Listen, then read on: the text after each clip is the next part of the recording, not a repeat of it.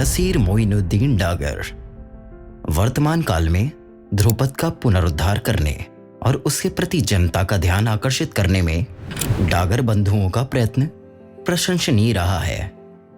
उस्ताद नसीर मोइनुद्दीन और नसीर अमीनुद्दीन डागर बंधुओं के नाम से संगीत जगत में विख्यात हैं। ये दोनों सगे भाई थे। मोइनुद्दीन बड़े तथा अमीनुद्दीन छोटे थे।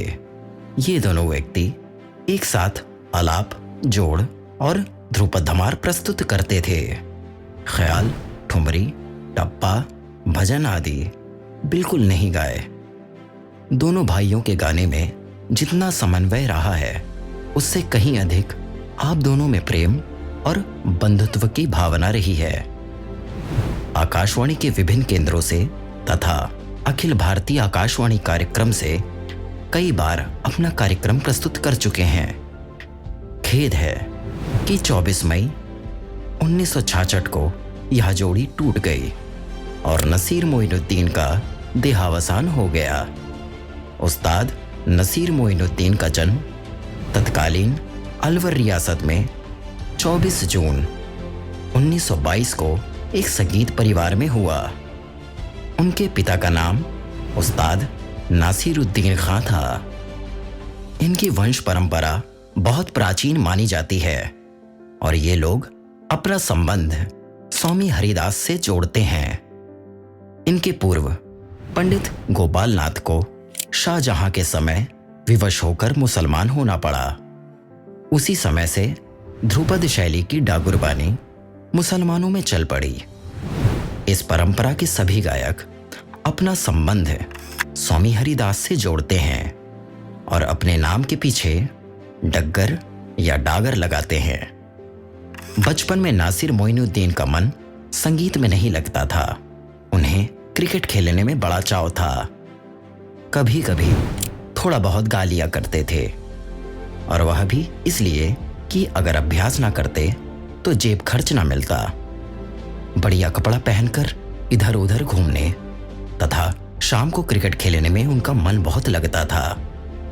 दिन भर स्कूल में रहते। उस समय उस्ताद रज्जब अली खां के साथ संगीत की बैठकें हुआ करती थीं। इन सब का अपरोक्ष प्रभाव आप पर पड़ता ही था। आपकी संगीत शिक्षा का प्रारंभ आपके पितामह उस्ताद आला बंदे खां से हुआ। बाबा की मृत्यु होने के बाद आप अपने पिता से गायन सीखने लगे। चपल स्वभाव होने के कारण आप सीखते तो कम थे, किंतु दूसरों की टीका टिप्पणी बहुत किया करते थे। सन 1934 में काशी के संगीत सम्मेलन में अपने पिता की अनुमति से सर्वप्रथम बार सार्वजनिक सभा में गाने बैठे। राग तोड़ी उद्घोषित किया गया, किंतु गाते समय इतना घबरा गए कि पंचम स्वर प्रयोग ही नहीं किया और गुर्जरी तोड़ी राग गा गए। बाद में अपने पिता की डांट और भयंकर भूल से मन में बड़ी ग्लानि हुई और तब से उन्होंने संगीत में कुछ कर दिखाने का निश्चय किया। ऐसे ही समय में सन 1936 में आपके पिता उस्ताद नासिरुद्दीन का देहांत हो गया। इससे आपकी आर्थिक स्थिति खराब हो गई और अध्ययन बंद कर देना पड़ा। संगीत सीखने का वहां पर कोई साधन नहीं था। एक दिन वे घर में बिना बताए अपने मामा उस्ताद रियाजुद्दीन के पास जयपुर जा पहुंचे और उनसे संगीत सीखने की इच्छा प्रकट की। वे सिखाने के लिए तैयार तो हो गए, किंतु शिष्य के रूप में, भांजे के रूप में नहीं। आपके मन में संगीत सीखने की इतनी लगन हो गई थी कि सब फैशन छोड़कर नंगे पैर और सिर मुड़ाकर रहने लगे। वहां 4 वर्षों तक सीखने के बाद उदयपुर के जियाउद्दीन खां से सीखने लगे। सन 1946 में आपके प्रथम और सन 1947 में आपके दूसरे गुरु की मृत्यु हो गई। इससे आपकी संगीत शिक्षा बंद हो गई, किंतु उस समय तक वे एक कुशल कलाकार बन चुके थे। तब से वे अपने छोटे भाई अमीनुद्दीन के साथ बंबई में रहने लगे। आपका स्वभाव जैसा गंभीर था वैसी ही आपकी गायन शैली भी थी।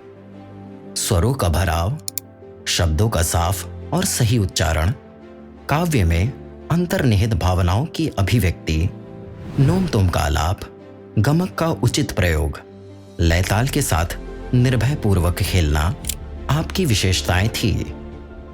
परंपरा के अनुसार आपका आलाप जोड़ काफी विस्तृत रहता था और स्थायी, अंतरा, संचारी और आभोग इन 4 भागों में विभक्त रहता था। आपकी आकस्मिक मृत्यु केवल 44 वर्ष की युवावस्था में 24 मई 1966 को हो गई, जिससे संगीत जगत को बहुत क्षति पहुंची।